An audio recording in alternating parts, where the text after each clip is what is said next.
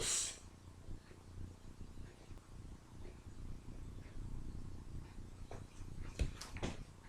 I'll be right back. Hey, brother teacher here. A couple seconds ago, you saw me execute or do two particular bows. One is Chinese and uh, the other one was the Japanese slash Okinawan or Korean type of bow, the karate, if you will. Those two bows are simply a form of giving respect and showing courtesy. That's all. It's like the handshake in America. In Asia, that's the way they salute, particularly in their martial arts communities. But we here in America, especially as of late, uh, we've lost the semblance of showing respect when we are in the presence of a master, a grandmaster, even a black belt, a person who has extended many years of their lives, a decade, 2 decades, 3, 4 decades in the martial arts. People have fallen away from bowing and showing honor and respect to masters and great grandmasters as well. Tongue tied there for a second, but I'm sure you get my point. Protocol is what we call it, and etiquette. There's an etiquette everywhere in any established system in the world. In the church, there's an etiquette. In the judicial system, there's an etiquette or protocol. In the military, there's an etiquette or protocol. In government, there's etiquette and protocol.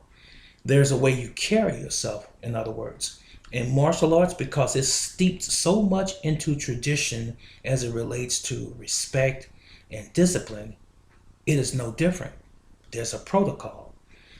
And the most important reason behind this protocol and this etiquette is to make sure that we teach our underlings or those new people coming into this group, if you will, how to appreciate and to respect authority and to respect and appreciate what it is that they're being given in terms of education and knowledge, and understanding that the people that are in power, the people that are in control, have paid their dues, so to speak. Their dues meaning not that they're any different than you in that they're a man or a woman just like you may be, but pay their dues in the sense that they have invested a significant amount of their time and their lives into their particular craft. And it's only befitting that you pay them homage for that. Now, those who don't believe that they should pay them homage or pay some sort of respect or courtesy to them, those are people who have not grown up yet. You know, I've noticed over the past 20 to 25 years, ever since the UFC, Ultimate Fighting Championships, have become popular here in the States for the most part. And when you see a lot of mixed martial arts events, a lot of the people who are participants don't bow to one another. They don't bow when they walk into the ring. And this says a lot about them, and that also says a little about them. You see, when you really have vested a significant portion of your life into something like martial arts, and you really have trained and was under a reputable or reputable instructor or grandmaster, it shows everywhere you go. And when you have not done that, the same is true. It shows everywhere you go that you did not have a reputable instructor who guided you in the way of military or martial science. I hate to even bring this subject up, but it's true just the same. There are too many black belts out here, people posing as black belts or saying that they are masters and have not put their time in. And a lot of times, those are the people who have not had the time or the experience or even the ranking that don't bow. That's what I'm getting at. And I've come across individuals in my lifetime, in my own travels and my experiences, that if you call them underneath their rank, they will correct you expeditiously, right away, in a hurry. For example, there was a time when I was at one martial arts competition. I believe it was in Indiana somewhere. It was an individual I had not seen in a while, and I knew them as a black belt. probably showdowns, first down, second down at the time. And it's been maybe 3, 4 years, and they had been promoted apparently. And I said, "How are you doing, sir? Mr. So-and-so," whoever it was. And then they touched me and looked me in the eyes and say, "Oh, excuse me, it's master."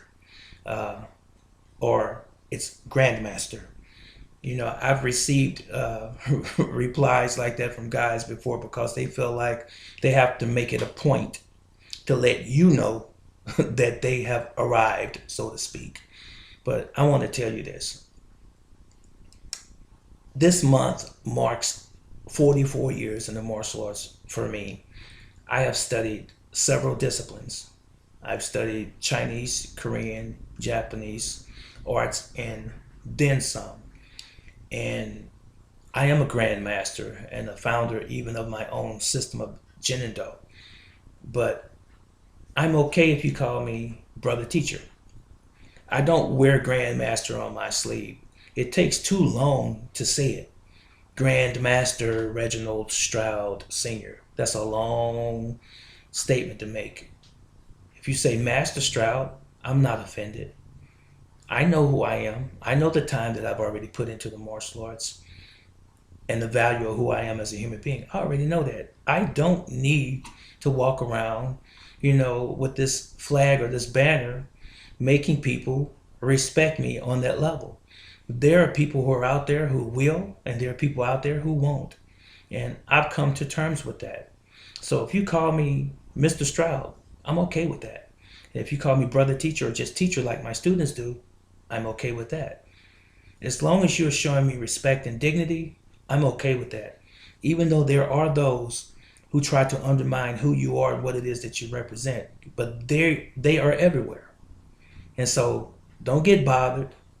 Don't get yourself all ruffled up because they don't pay homage to you and so forth. But every once in a while, you might have to put someone in their place if they're showing a blatant disregard for your position and your rank. You may have to do that in a very intellectual way, in a very caring way. You can still do that or accomplish that. But we don't need to have anger and then anger clashing. That's unnecessary. Because if you have to defend your right on that level, then maybe you haven't learned humility on the level that you should have.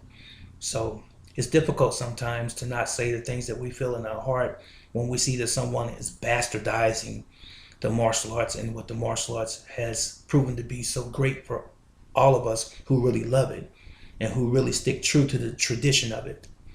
But there are those individuals out there in our martial arts circuits and world, if you will, that really don't belong, but they are there, and it is a reality, and it's just something that we have to continue to deal with. So I don't want to continue to rant on about this, but the most important thing I hope that you got from this message right here is to pay homage to those people who have paid their dues in the martial arts. Those of you who don't do it frequently, continue to do it or start doing it if you don't do it at all, and understand that these people have paid the price and paved the way for you to study what it is that you're studying. They've already been there and done that, so to speak. And that was all I had to say in this particular portion of this video. And I just want to tell you, so long again.